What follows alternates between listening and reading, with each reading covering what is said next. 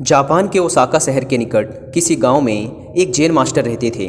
उनकी प्रसिद्धि पूरे देश में फैली हुई थी और दूर दूर से लोग उनसे मिलने और अपनी समस्याओं का समाधान कराने आते थे। एक दिन की बात है, मास्टर अपने एक शिष्य के साथ सुबह सुबह घूमने निकले थे कि अचानक ही एक व्यक्ति उनके पास आया और उन्हें भला बुरा कहने लगा।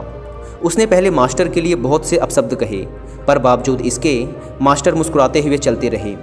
मास्टर को ऐसा करता देख वह व्यक्ति और भी अधिक गुस्सा हो गया और उनके पूर्वजों तक को अपमानित करने लगा, पर इसके बावजूद मास्टर मुस्कुराते हुए आगे बढ़ते रहे। मास्टर पर अपनी बातों का कोई असर ना होता देख अंततः वह व्यक्ति निराश हो गया और उनके रास्ते से हट गया।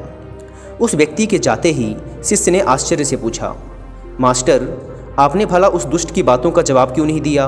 और तो और आप मुस्कुराते रहे, क्या आपको उसकी बातों से कोई कष्ट नहीं पहुंचा? जैन मास्टर कुछ नहीं बोले और उसे अपने पीछे आने का इशारा किया।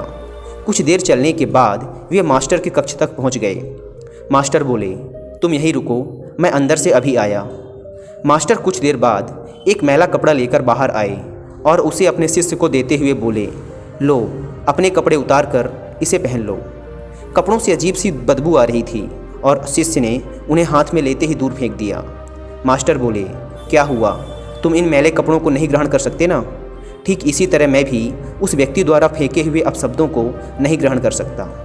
इतना याद रखो कि यदि तुम किसी के बिना मतलब भला बुरा कहने पर स्वयं भी क्रोधित हो जाते हो तो इसका अर्थ है कि तुम अपने साफ सुथरे वस्त्रों की जगह उसके फेंके फटे पुराने मैले कपड़ों को धारण कर रहे हो।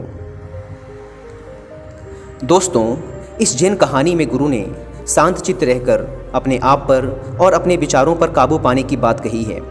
किसी के अपशब्द से हमें बिल्कुल भी विचलित नहीं होना चाहिए।